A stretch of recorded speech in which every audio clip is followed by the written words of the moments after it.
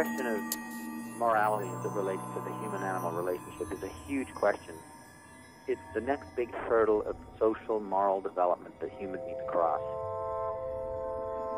I say next because it's already underway.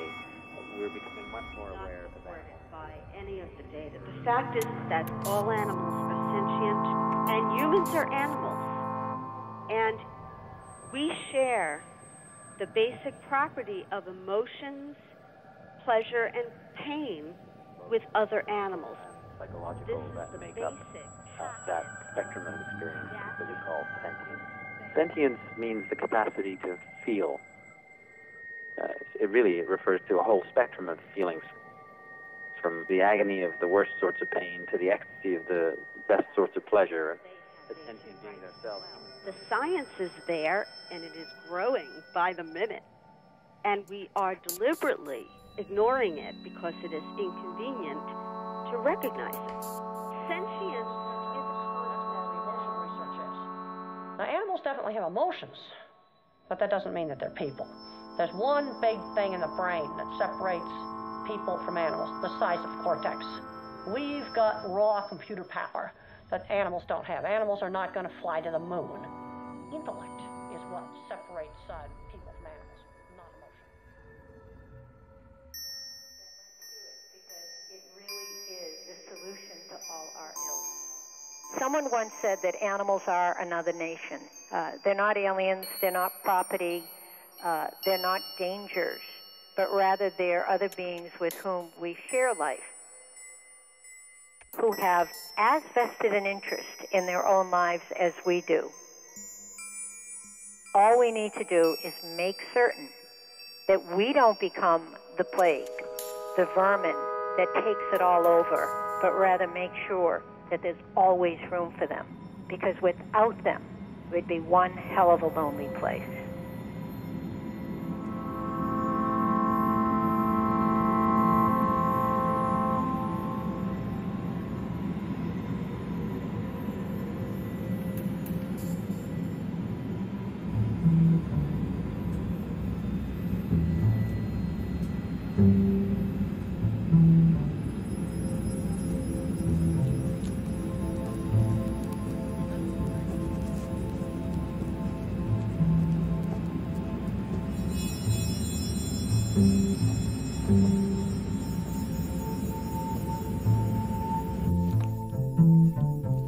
I feel like I'm a war photographer and I'm photographing history. I'm photographing changes in history right now in terms of animal rights and where it's going.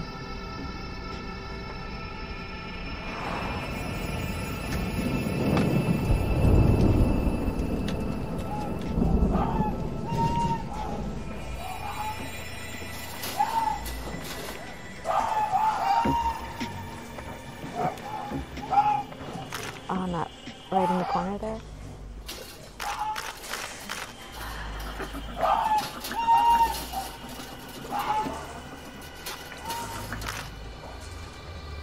Such a good mom. Yeah. Next cage. She needs water. Wonder how long she's been without.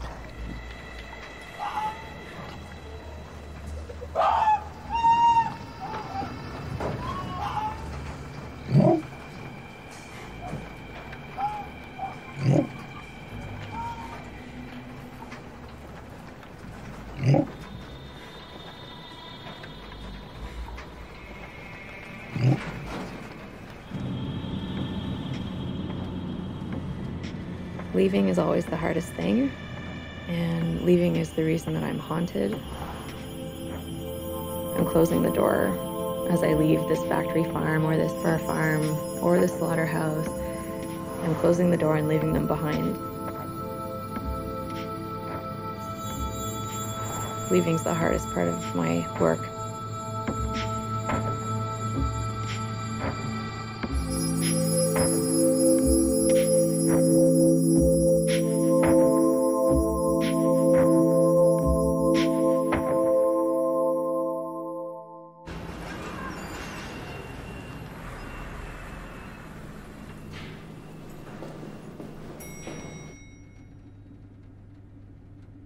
What it is an emergency for these animals, and the activist side of me came first when I realized that my photos were far more effective and got out there much quicker when I worked with campaigns.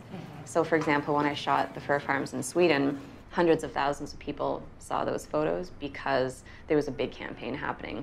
I just came back from Laos and Vietnam, Cambodia, so I can show you a few of the photos, and I think you've seen some of them.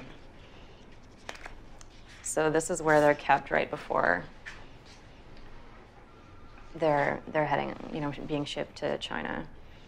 This is a typical facility. When people think about animals in labs, they think about animals in a cage in a lab.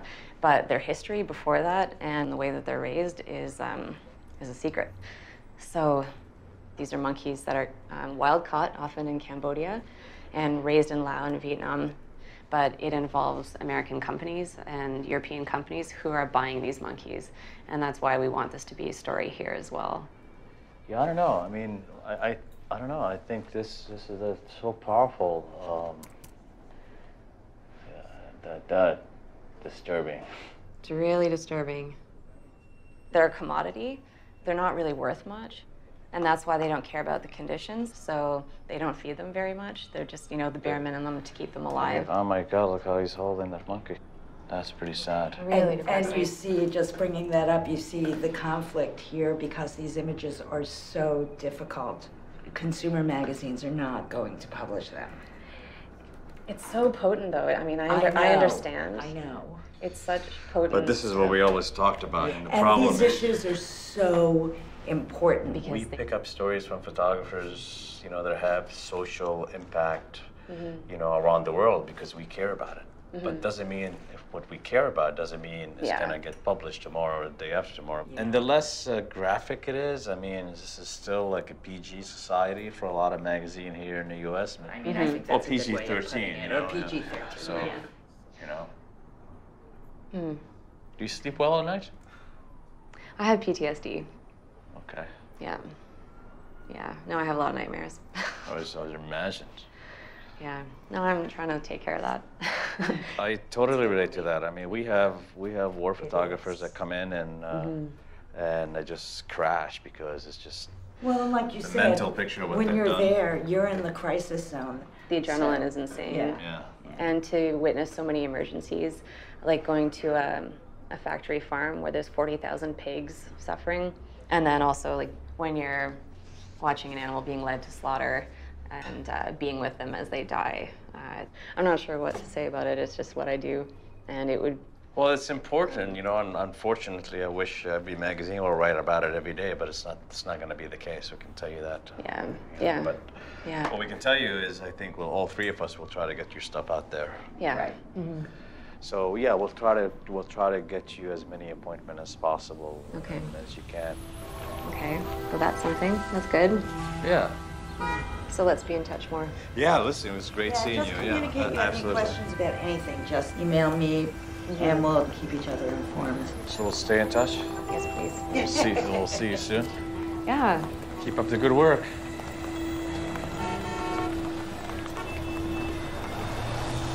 I wouldn't say that I take photographs of animals.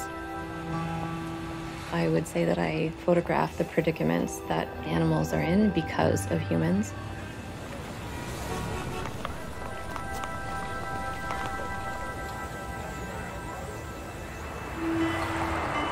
When I started photography, the success came from creating a good artistic image, and that's still important, but not as important as creating a connection between the non-human animal in the picture and humans.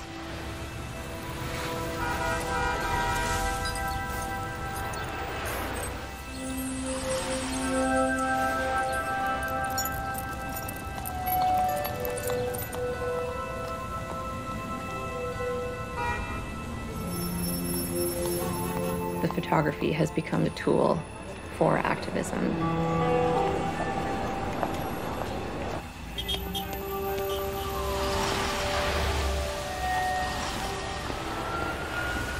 My mission in life is to raise awareness about animal issues.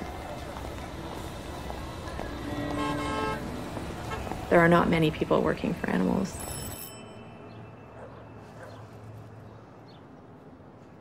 Cheers, everyone. Cheers. Cheers. Cheers. Great to see everyone again. Yes. You like to cook? You know, funnily enough, I like to cook for lots of people. Normally I have rice and beans every night, you know, it's really, but you know. They support documentary photographers, and they do more than like some of the other agencies, and they're known for that, and that's why I went to them. But 2.5 years ago, we had kind of the same meeting that we had today, which was great photos. This issue isn't on the radar at all, and they're like, until it's on the radar. But how does it get on the radar? Isn't that like, I mean, not to make an oppressive term. Yeah. Is this an oppressive term, but isn't it a chicken and egg situation? Like, isn't it up to our people and the media to make it an issue? Mm-hmm. That's ultimately what we have to change. We have to get to the point where they want to look at these animals and understand that each animal is an individual.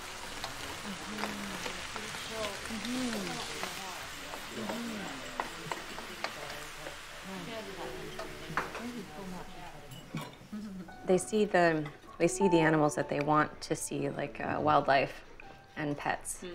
And it's comfortable to look at those and inspires feelings of happiness and comfort and familiarity.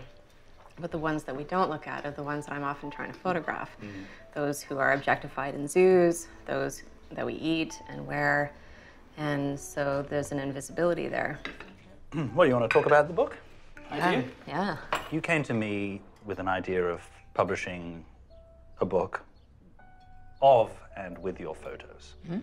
And I said to you, it'll be a very expensive project. We can't afford it. You need to get a grant. Do you want to be my editor? I'm gonna put the stuff down in writing, and I'm gonna come up with a budget, and we're gonna think big. Okay. So the answer is yes, I could be your editor.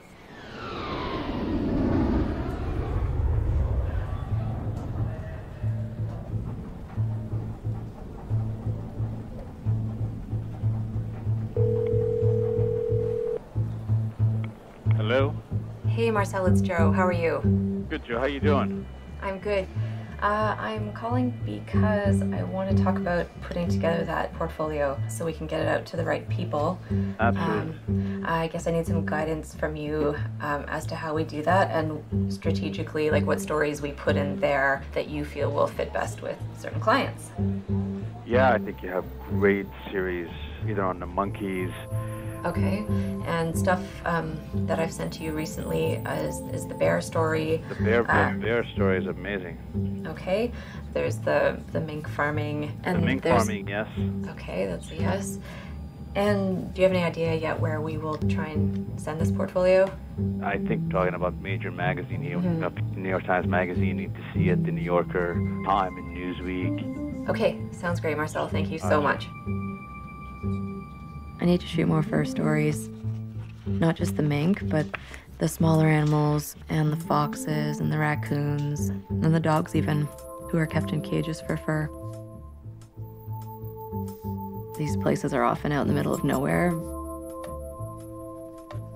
You have to go off the beaten track and down paths and down dirt roads to get to these places.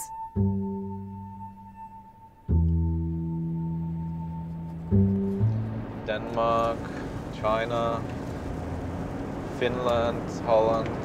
It's the last 10 years I'm doing one job after the next. The fur industry says everything is okay, everything is controlled, everything is fine. And this investigation should show the opposite. This whole industry is rotten from inside, and this is our task to get on tape. Yeah, because and we need to stay on top of it, shooting new stuff all the time to show that this isn't last year's footage, this is right now's footage.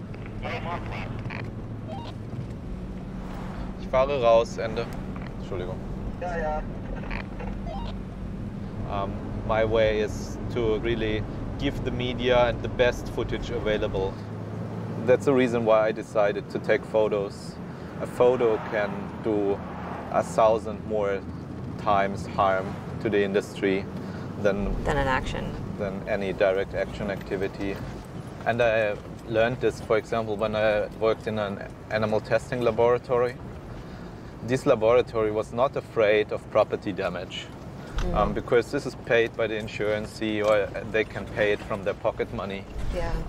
But they were afraid of somebody infiltrating them, taking photo, video. And that's what you were there doing? Yeah. How long did you stay there? 5 months. Oh my God. I show you just to give you a little overview. We're starting with mink? No, fox. Oh God. So here we are. This is the fox farm. Quite a smaller one, but it's all the same. If it is a one with 5,000 foxes or 200, it doesn't matter. It's the same system. Yeah. It's a farm area, a lot of agricultural stuff, but fortunately this farm is located here in the corner between the railway line and the forest. So the only houses within vision range are here about 400 meters away. So they are not a threat. The only threat is this road, but we will locate one person here. And maybe one person here. Amazing. And so we, or at this line, we will see how the situation is. And so whatever happens, we have a warning time of about 1 minute. So what time do the farmers start at this place? We don't know. But normally, fur farmers are not a job for really busy people. So the only activity, the daily activity, is getting feed to the foxes 2 times. So 1 time in the morning and 1 time in the evening. We should be finished in 1 hour because at 6:30 all the people go to work and the chance that somebody will see something is much higher. In case of emergency, you leave the farm first. I will go as last person, and so.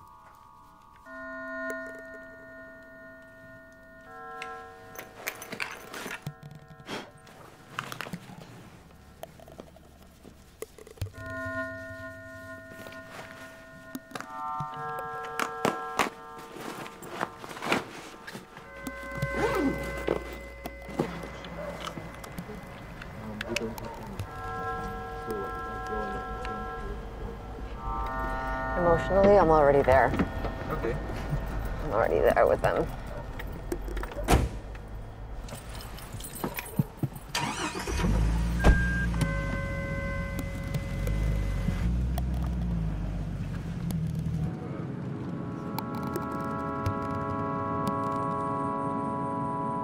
So we drive there. It will take about 15 minutes to 20 minutes to go there. Foxes are vulnerable for self-mutilation and cannibalism, so it could be that there will be wounds, and this is especially important to get on tape. Yeah, and the ear injuries, the neck injuries.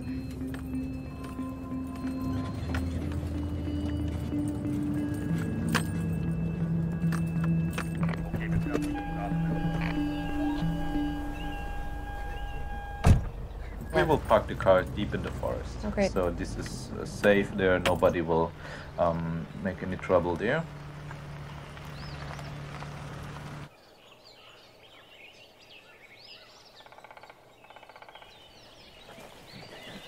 It stinks already.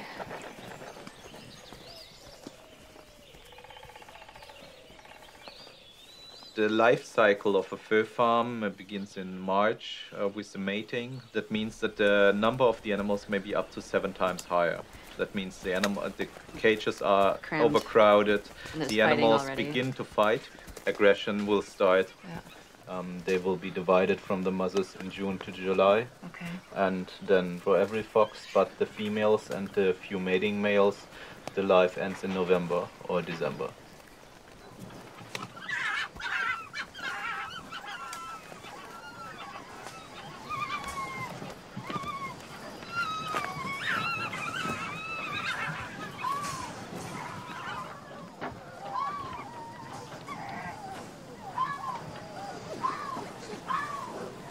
Be careful in touching stuff.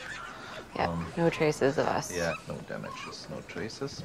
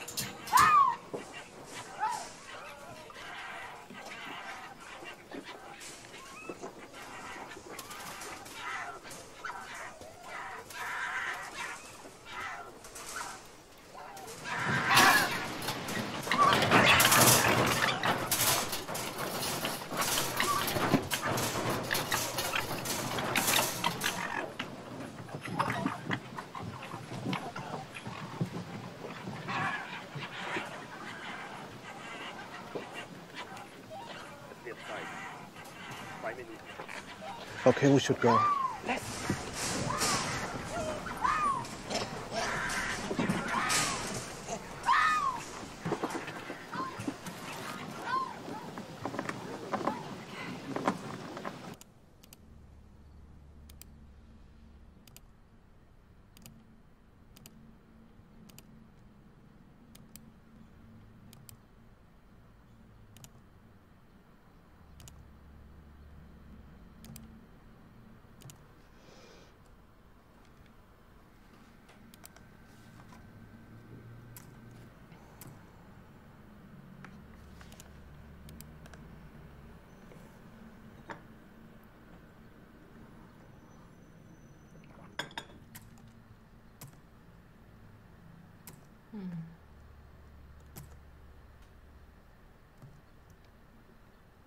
You connect with them because you're looking in their eyes and they're looking in yours. And I knew actually seeing the foxes would be hard because they're so soulful. Their eyes and their movements, I mean, they're really easy to read because they're like dogs.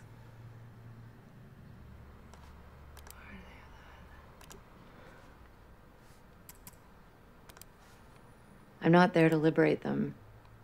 I'm there to document them. And as much as I'd like to liberate them from their cages, I can't because that's not going to change the system.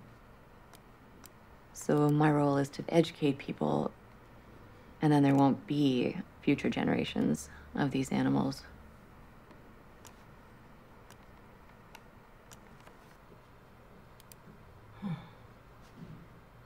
That is really infected. Yeah, but it shows there is no medical treatment of the animals. Mm-hmm. They just survive or not. Yeah. What's the plan this afternoon?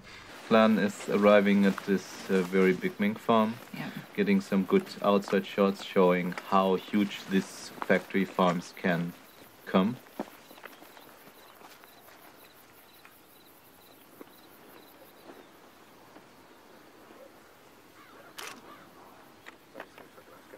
Hard to document, actually. If we count the sheds, for sure over 100,000, but it's very hard to say. A mink farm can have 20,000, and in 3 months later, after the young ones have come, it's 6 times or 7 times more. But this is the top range of mink farming worldwide. If you look at the facility, how it's built, there's Western money involved in this. Thousands of fur farms have been shut down in Europe in the last years, so the fur industry is still on the run everywhere. I'm not sure if I will see the day with the last fur farm worldwide being shut down.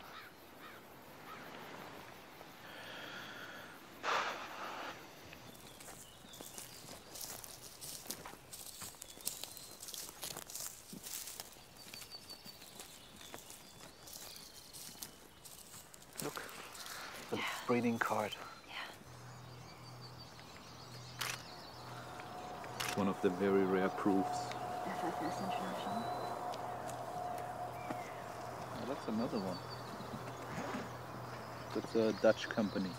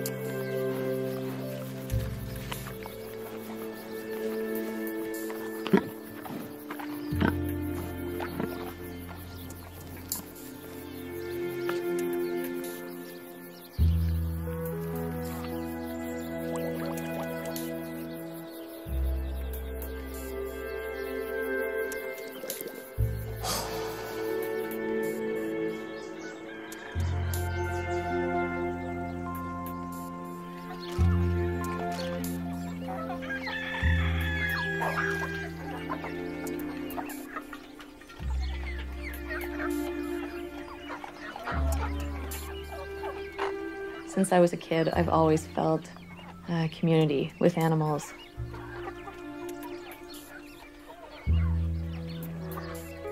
My mom had 10 chickens, 10-layer hens at her country home, and they became my friends. I knew which ones were shy, I knew which ones were the boss. Seeing their dynamics and seeing just what incredible personalities they had.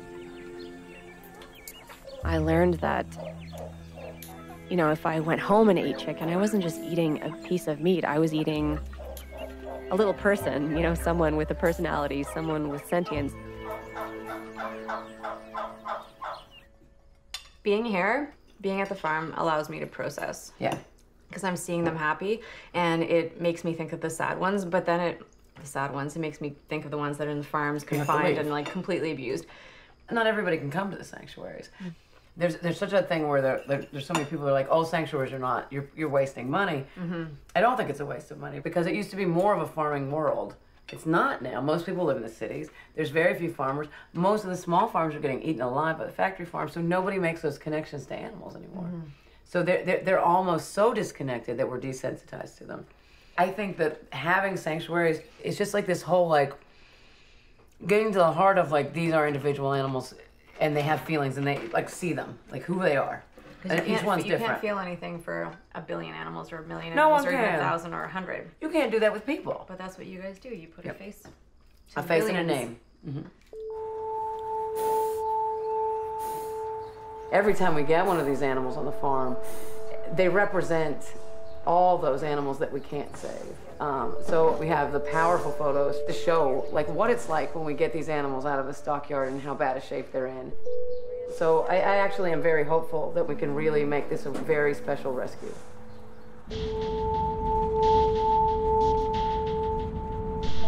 The girl that we got was in the sale where they were getting rid of all the spent mothers, the spent dairy cows. The little calf we got was down, but is back up, and he's really, really, really tiny, and they look so terrified. Like none of it makes any sense, really. Yeah, and nobody wanted her. And I always do this whole thing about, you know, I'm going to vet school, and I want animals that are not good, so that you can work on them. Yeah. But when this cow came up, I had somebody walk up and say, like, you have to kill her. That's all she's good for at this point, which is just insane. Yeah.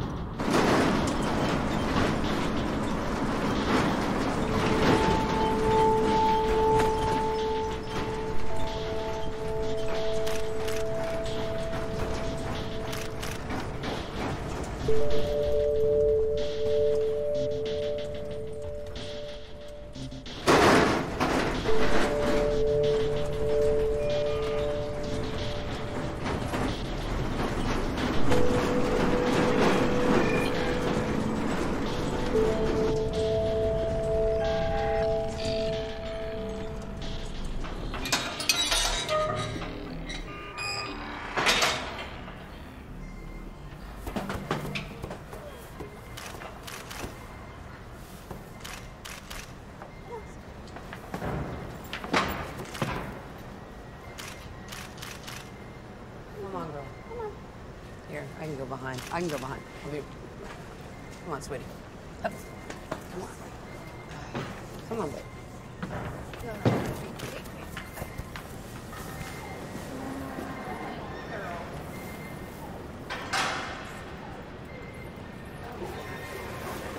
So what did you think?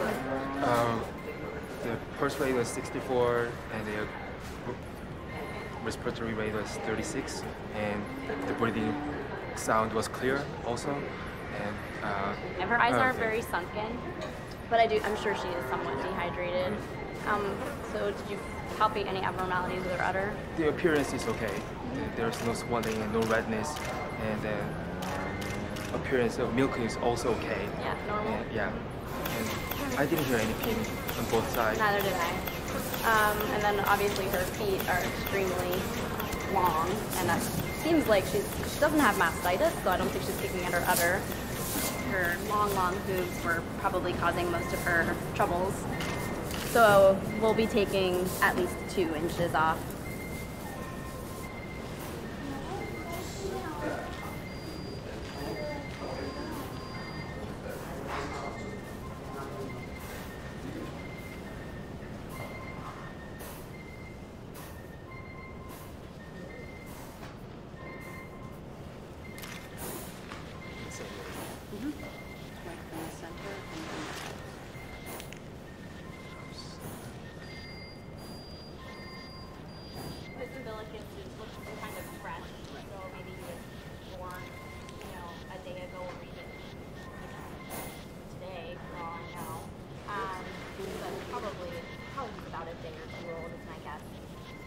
The umbilicus. Let's see if there's infection there.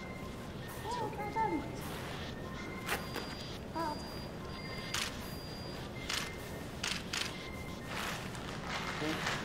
Oh, I'm tired now, buddy. I'm just tired. Before I give it any fluids, I kind of want to know what its sodium is, because it's been at the sail all day, dehydrated, and if it's really hypernatremic.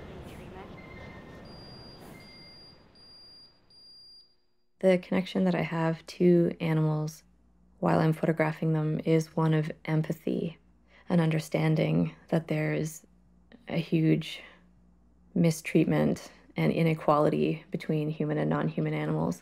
And that's always in the forefront of my mind.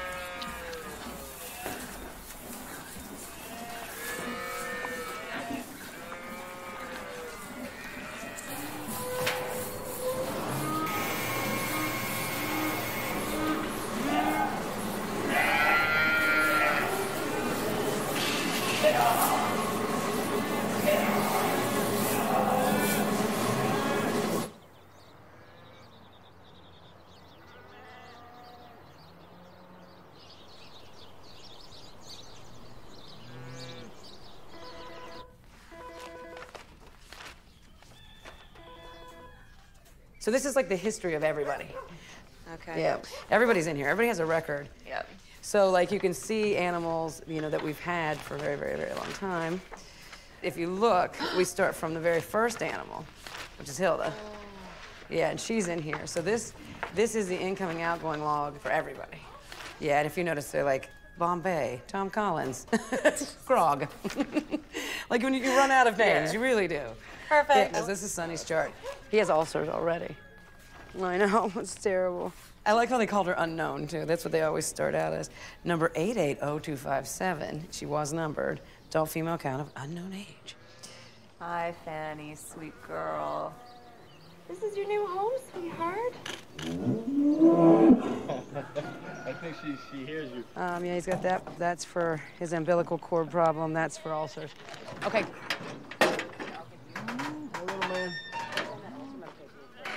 Okay, he's coming. Hi, Sunny.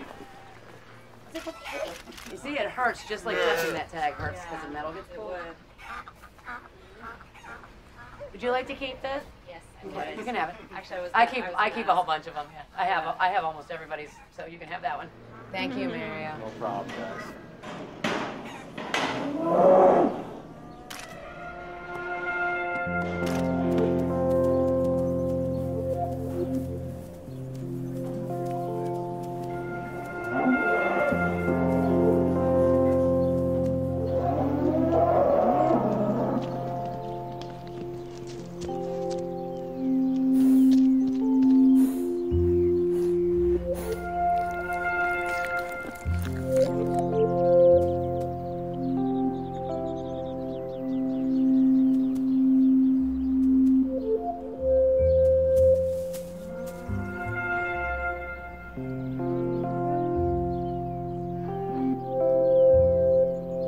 Farm Sanctuary is my home away from home. It's where I go when I need to recuperate and be with happy animals.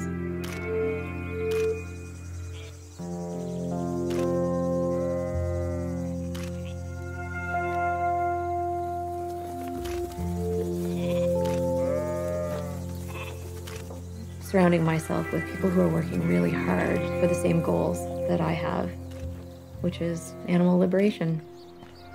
Come up and stay for a week and just take pictures and hang, lay in the grass. How about a month? You can stay for a month. You can stay as long as you want. Because you need a break from all, when you're seeing just bad, it's hard. Yeah. You gotta lay back and see the good, and the good is here.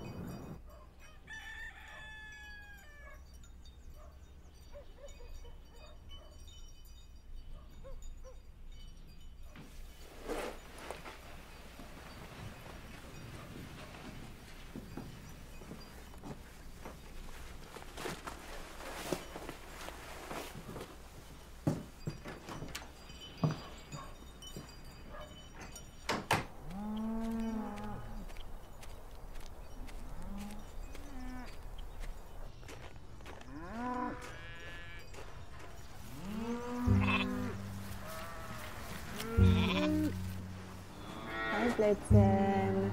Hello. Hello. I'm trying to say hi to Fanny. Okay, come on. I know. Come on. Hi, Fanny, sweet girl. Hi. I know where you were a few months ago. Yeah, you're still shy. I know. How are those legs, huh?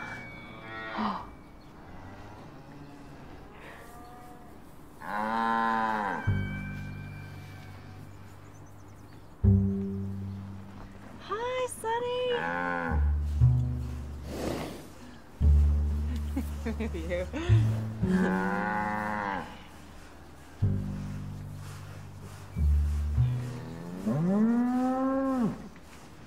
You're so big now.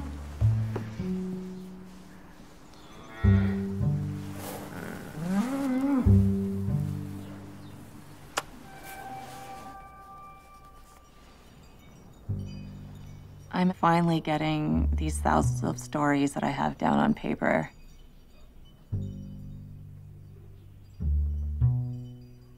The animals that I've left behind are never far from my mind.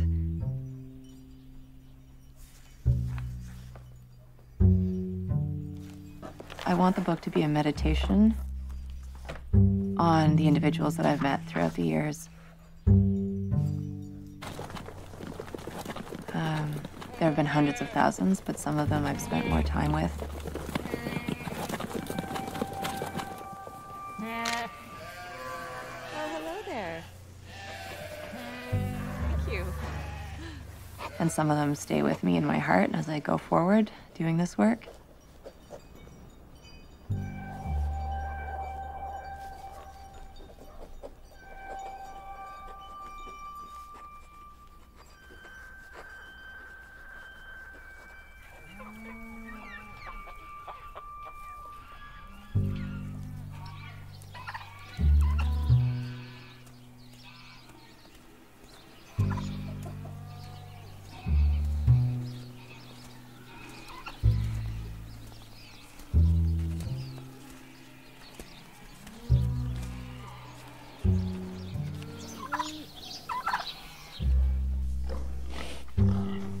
Teresa.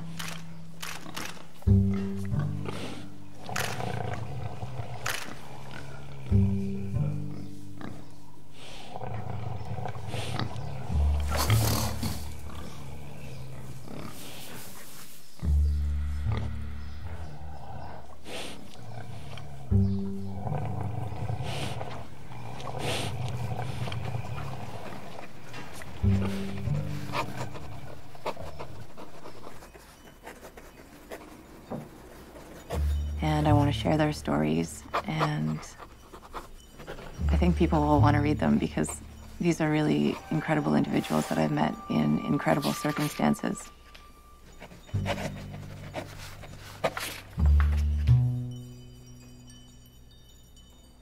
So I can just put those images and all those stories in front of me.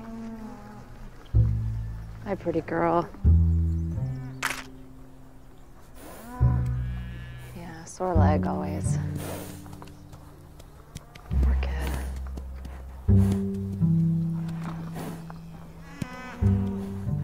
Hey, beautiful.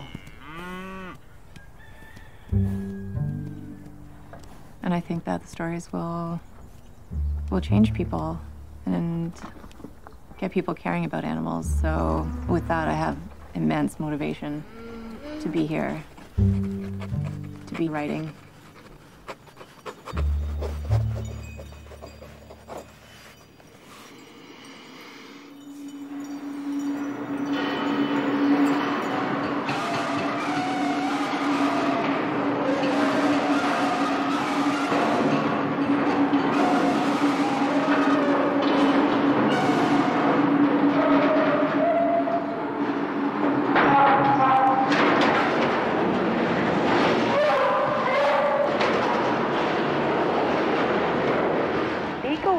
Become the dog of choice.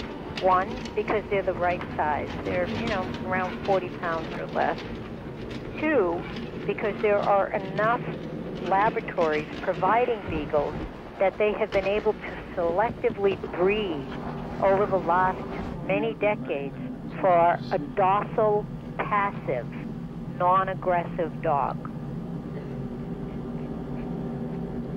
All of that actually makes the beagle an even more heartbreaking model than one might already think.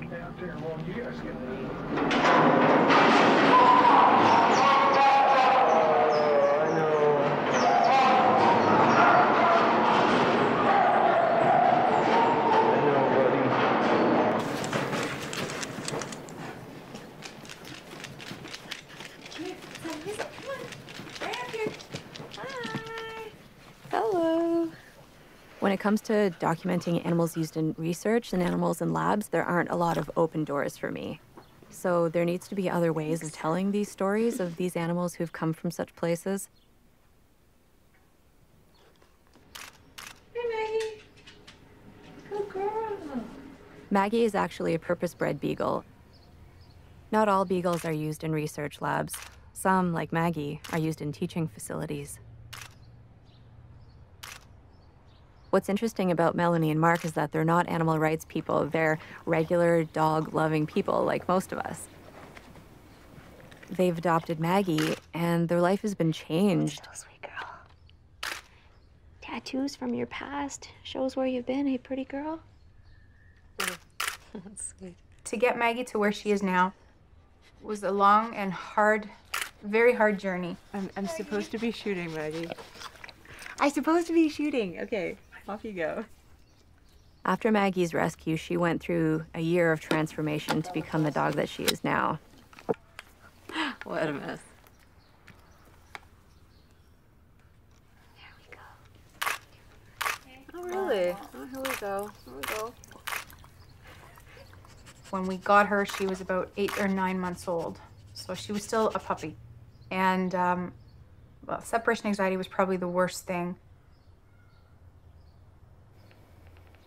The facility had said to bring a crate, that's what they were used to, and that they would adapt and they would be fine with their crate. She was throwing up. She was going nuts. She was chewing on the metal bar, the door, and she was cutting her gums and everything. Like, she was going crazy. we didn't know how to deal with it, so we completely cut the crating out. She has a lot of issues, and there's a lot of issues that we may never be able to fix. Yeah. Please check all the reasons for wish to adopt a pet. Companion? I think so, yes. Company for a current pet? Yep. Yes. Please list any and all pets that you own or have owned in the past 10 years.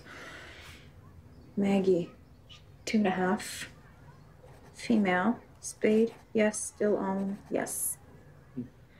Knowing that most animals coming from research and teaching have lived a very different lifestyle than a house pet, are you willing to allow for an adjustment period that may last weeks or months before the dog fully settles into the home environment? Well, we've done it. Yeah. With Maggie, and Gonna take some it while. was more than weeks. And It was more like a year. Yeah. But I think Maggie's gonna be a big help. I love the breed, and I feel it's been life-changing. Let's go get our dog. Oh. She's got a lot of same markings as Maggie. She does? She's lighter in the face. So they said she's had more done to her than Maggie That's did. what she was saying, yeah. Yeah, I would have to find out more about that. Wow, she's so docile. She's very docile. This is so exciting. What a beautiful face. Oh, she's so sweet. Hi. And what a life she's had, I wonder, eh? Like, not much of one. Hi, Pop. Hello. Hey.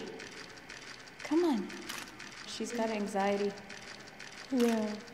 I'm gonna fix this anxiety. That's it for me. Yeah. You said you were going to change her name? Yes. Abby. Abby. Abbey. Is that for her? Yes. For the vet, right? With all her procedures and everything? Yes, this is what she's been through and what she's been vaccinated for. She was a teaching candidate for her spay. Okay. So I'll go with you? Yeah. Yeah, they are. Abby. Hi, baby. Are you ready to go? Abby. All right. Are you ready for the drive home?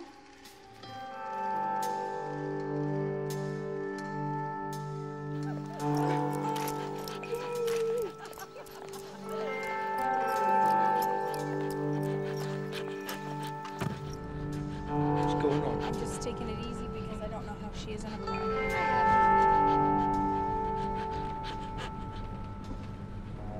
She's sitting very good, actually. She's just so, like, mesmerized. Yeah. You see the look in her face.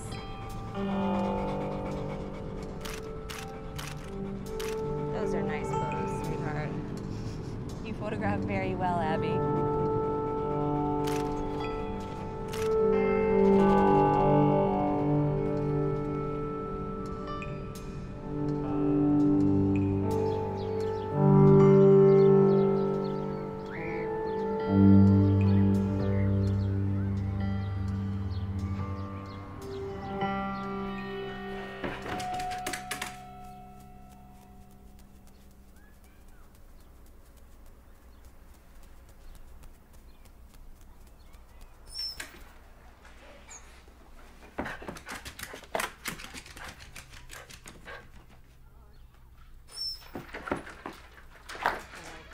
Go.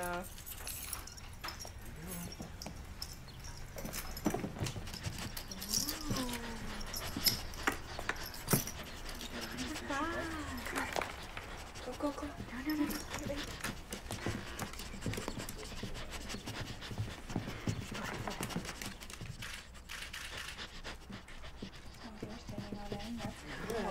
Hi, Abby. Good girl. Home. This is your home. Nice and great.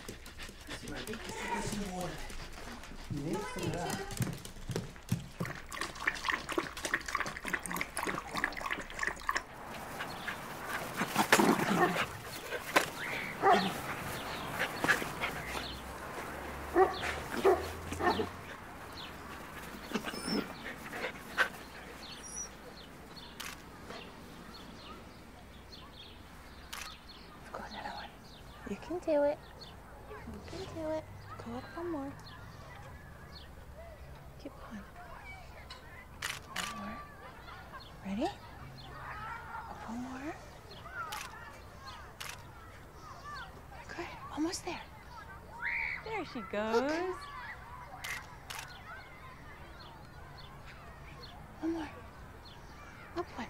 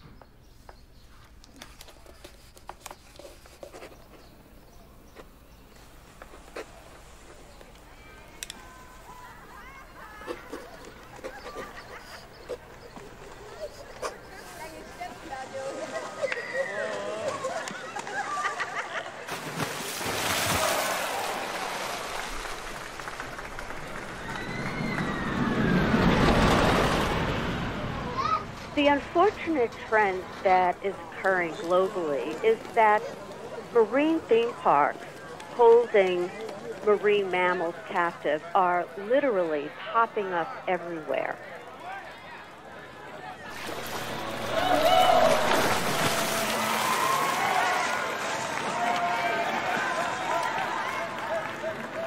Any highly intelligent, highly social animal cannot thrive in zoos or aquaria.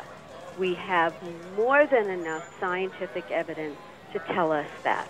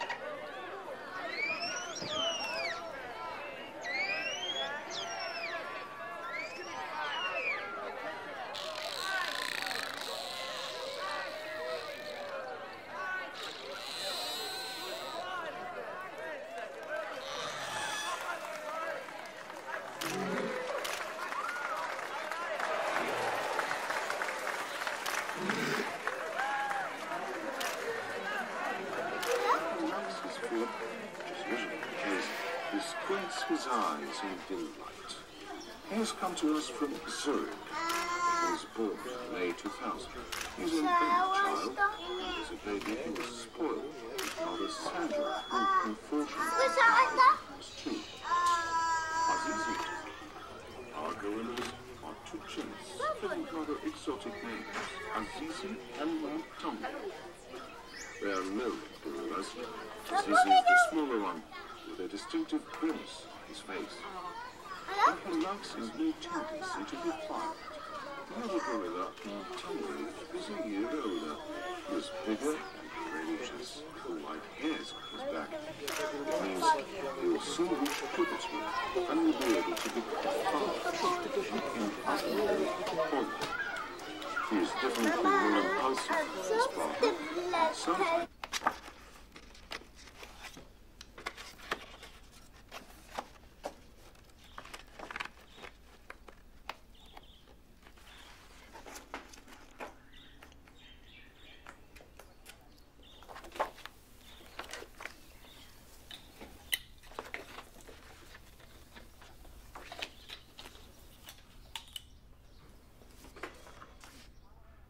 The book's going to be dedicated to Ron.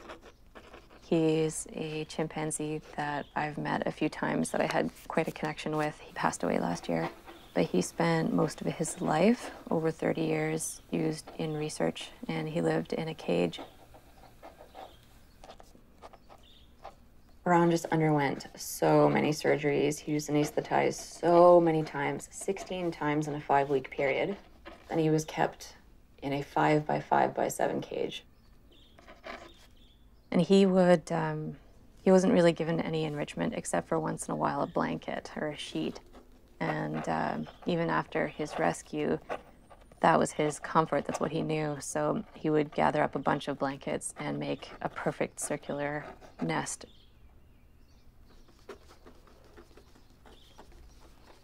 The forgiveness that he showed to humans was really incredible. And he's such an ambassador for animals used in research. And I really miss him.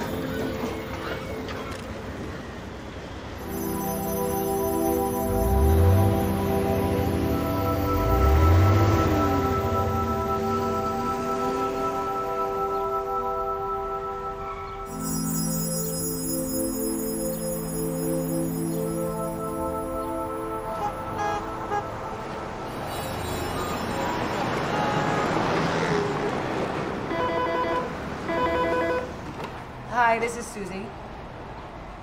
We just took in a gestation sow, and she gave birth to 16 piglets, and we had to pull 8, and they are going through some serious milk. We got the gestation sow. One of the workers turned in that they beat her. The worker went to the police and turned her in. The police actually pulled her out. They called us, we went and got her, and then we took her here. This is the farm she came from. Mm-hmm. These are the gestation sows. That's all the room they have on concrete. Mm-hmm. And this is he showed me this is where she came from. So these are her neighbors and this is where they had moved her from. And you can see everybody's pregnant. That's one of the moms. I wanted to take all of them out and I couldn't. And this is her. Like she had blood all over here. These are bruises. And then the top of her is where the burns are. This is all electrical burns from a cattle prod. And then they took a metal pole and beat her with it. And she went into shock. And she had completely collapsed by the time we had her in the trailer. It just doesn't even make any sense that she went through all that. Yeah, they really hurt her. And then she came here. She was just such a mess. To put an animal through all that while she was like days from giving birth, just because she wouldn't do what they wanted. She's a heartbreaker. She is so sweet.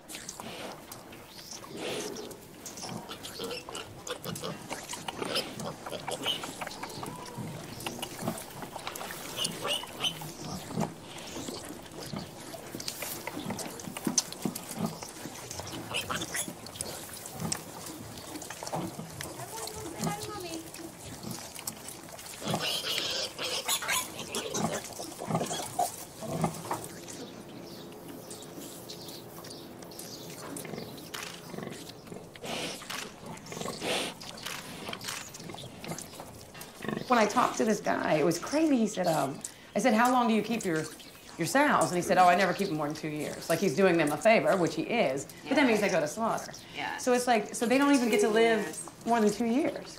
So that, but they're impregnated 2.5 times a year. Yeah, because they're a 144-day cycle. Yeah, it's one of the most horrible, they're machines. How big are they gonna be? The boys will be like 800 pounds, and the girls be like 6.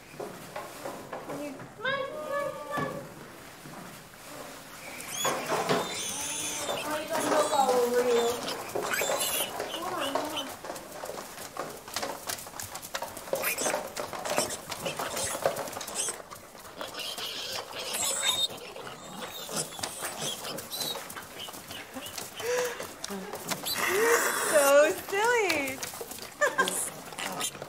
There we go.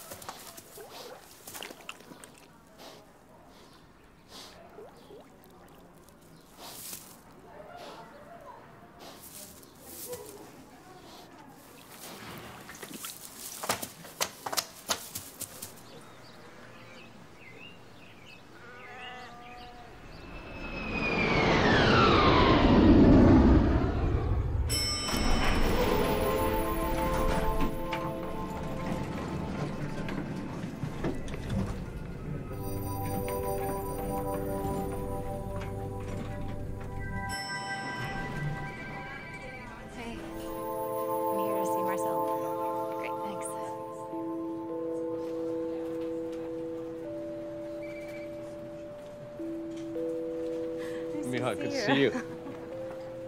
We have an editor from Newsweek coming in. Hi, Jamie. This is I'm Joanne. Joanne. Hey. Pleasure. Thank you for waiting. I'm sorry it took me forever. How are you? Good to see you. You're in Toronto, but you spend 6 months a year pursuing this issue. Yeah, that's the thing. I have a huge archive, 10 years worth, of our relationships with animals around the globe. And I'm trying to save the world. No, but there's nothing wrong with that. That's why I do what I do. Yeah. Even though often I look at issues which are about torment and loss, even aggression and sadness. But unless we expose those to the world, what chance do we have to engage in conversation, to figure out ways to save the world? So that's what I'm doing, photographing these topics, but it's an invisible war, and it's a war against animals. Very powerful. Thank you. Very upsetting. Strong, though, visually, it's very strong. And I'm looking at stuff closer to home, stuff that's really invisible. Such as? Like factory farming. Right. Because the highest number of animals in the world are suffering the worst fates. So this is a day in the life of a veal and dairy farm. New York is a huge dairy state, by the way. And this is like organic, you know, humanely raised animals. I'm trying to show the industry of it, even at the small. It's very good. Small farms. But milk that's slightly different for you than butchering them. Or is it kind of similar? No, they get it butchered eventually, and like these dairy cows can live 20 years, but they usually get butchered at 3 or 4 years old because their bodies are just completely spent. So, and actually, a lot of people go vegetarian and they cut out like the red meats and the chickens and for and then ethical sit around reasons. and eat lobster or something. Or they continue to eat dairy and ice eggs, cream, for instance. But those are actually the cruelest industries, much crueler because of the confinement of the animals, and their babies are taken away and how quickly they get slaughtered and the way their bodies are super abused. So if That's the hormone thing then. No, not even. Not even. Like layer hens have the How worst. long have you been a vegan? Almost 10 years. You know, when you talk about the number of animals which are killed a year to be consumed, how many are you talking about? Around 10 billion animals a year for food. And that doesn't include the sea animals, which are way higher. The numbers are way higher. The ones that are killed and caught in nets. In the nets. And what would you do next if you could go out and do any story? Where would it be? Actually, it needs to be where there's concentrated suffering. Where would that be? Developed countries with factory farming. And I would also like to get assignments doing this kind of thing. I need to spend time getting myself out there so that publications think of me when they have an animal story. Well, you have to go and visit places about your work. I need to be doing more of this. So I would say so. I mean, this is your cause in life. You have to push it.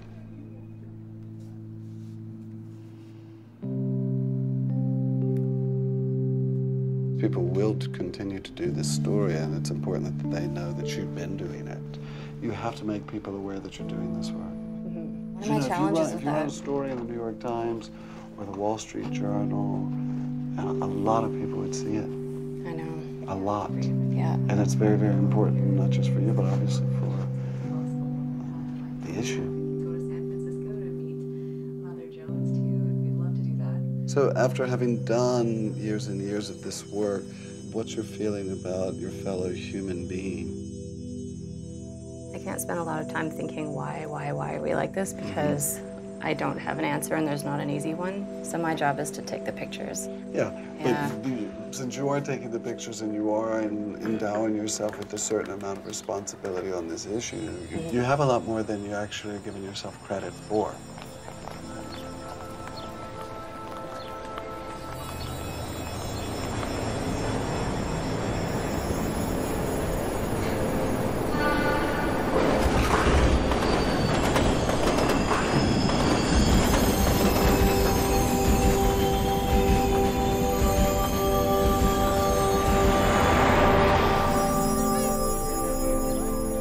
I'm always fascinated by the fact that, you know, how do you change something that's so culturally ingrained?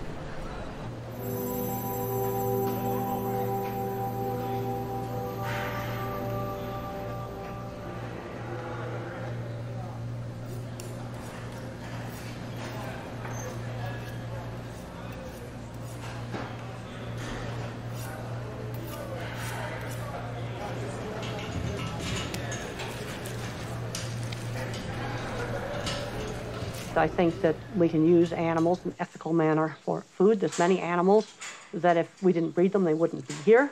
But we must give that animal a life worth living. About 50% of the cattle in the US, Canada, and Australia, when they go to the very large slaughter plants, are handled in my center tract restrainer system. And I often get asked, do big plants really work well? Big plants will work just fine if equipment's set up right. You've got to make sure you don't understaff and overload equipment. These are my drawings that I hand drafted myself. We've got two curved cattle handling systems, and you might wonder, why are they curved? Cattle have a natural tendency to want to go back to where they come from. So you can use that behavior to help you get the animals through the system. One of the things that was really important is looking at what are the cattle seeing. They see people walking by, they won't go in. The entrance is too dark, they won't go in. You got to light up the entrance just right. You can't have reflections on it. You've got to have a non-slip floor. You've got to block the vision in just the right places. Details of design are important. Also, since the system is about 7 feet off the ground, you've got to put in a false floor so the animals don't see the visual cliff effect. With cattle, it's all about what they see. You control what they see, and they're on a non-slip surface, then they'll walk right in. I think slaughter plants should have glass walls. I've taken lots of people through large slaughter plants when they're working right. And I have them watch the cattle going up the ramp, and they kind of go, I can't believe how quietly they go up the ramp. Now, one of the ways you could give them glass walls is video. You could just stream it out to the internet.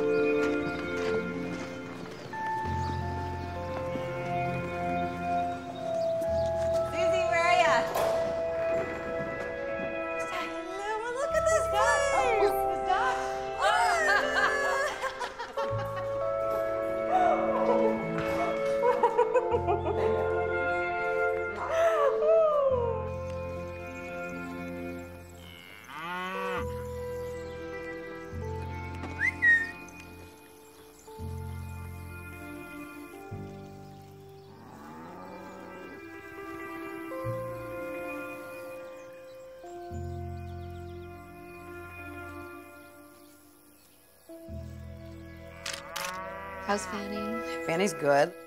Does she still kick? Yeah, she sometimes kicks the leg. Okay. Yeah, so she's always going to have hoof problems for the rest of her life because they were bad, and she's always going to have arthritis. Hi, Fanny, sweet girl. Hi. I'm gonna go say hi to everyone else.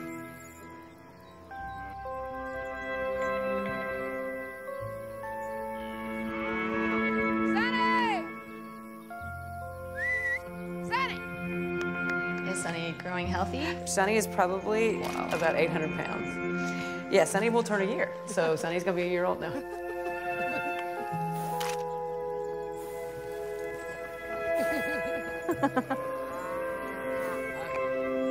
Come over here.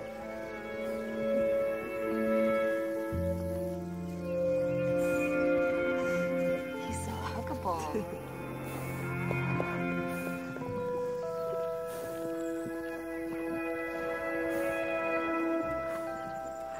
Look at your perfect eyelashes. Look at this.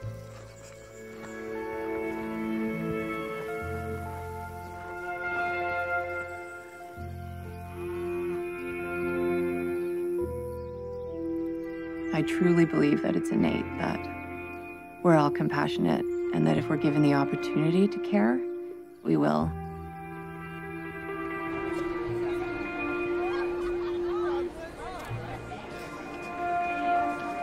I have a question about how you said you can't always go through the front door. I don't know, you kind of said it was kind of like an espionage thing. I was wondering, what does that kind of entail? Okay, thanks. Hi, so I was just wondering, because with a lot of the stories you talk about and even what you hear in the news, do you find that the majority of things that are going on are overseas? Because I know there is stuff that does go on here, but it's like you don't hear about that as much. As we all know, photos can speak 1,000 words. And if we can get in and get close up and document something from the point of view of the animal and show what animals go through, then that will change the hearts and minds of people.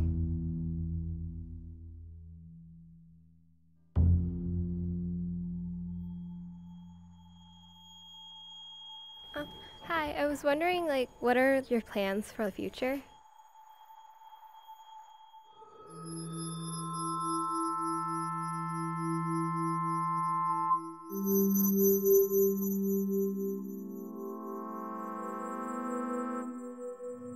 Most ancient cultures of the world thought of themselves as the family of the earth, with all beings a part of the web of life, not masters and owners of it.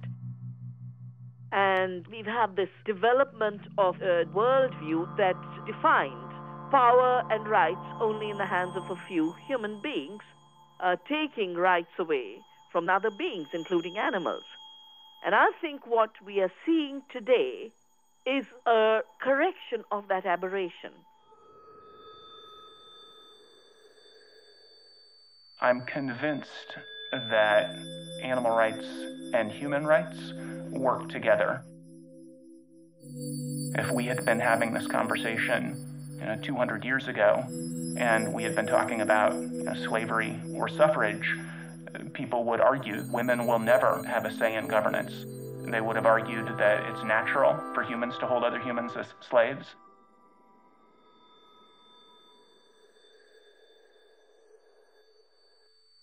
I would love to see the animals to have rights. I do not know exactly what this would mean. Probably one say no use of animals at all. Others would say no abuse of animals. The perception of animal rights is a little bit vague, especially knowing the process of lawmaking, especially trying to get a majority in parliament and of the population to say yes 2 steps ahead.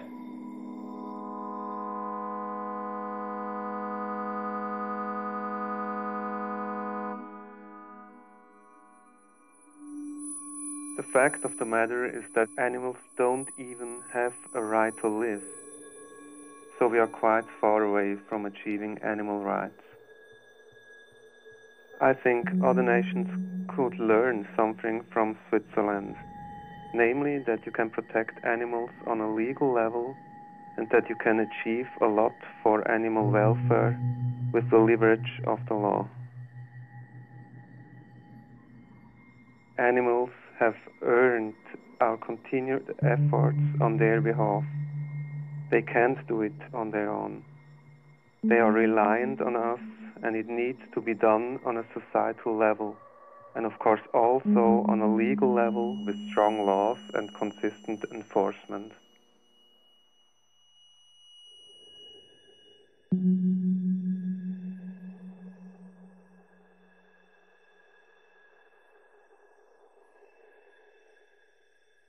Inherently, any living organism has basic rights to bodily integrity and liberty, and to not be owned or controlled by another being. And by that I mean not that they're deserving of rights that we might give them, but that they have them already by virtue of who they are.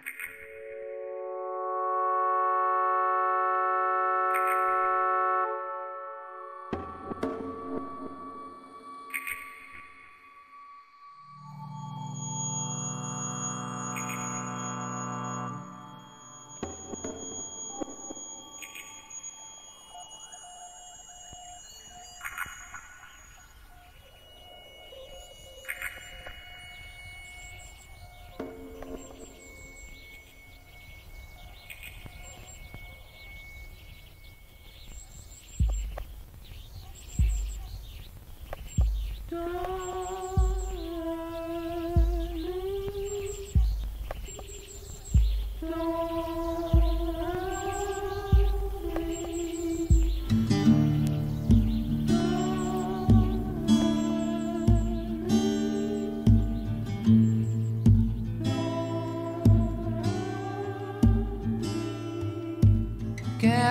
up the lost and souls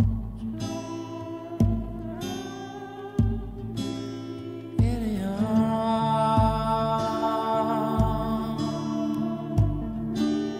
in your arms.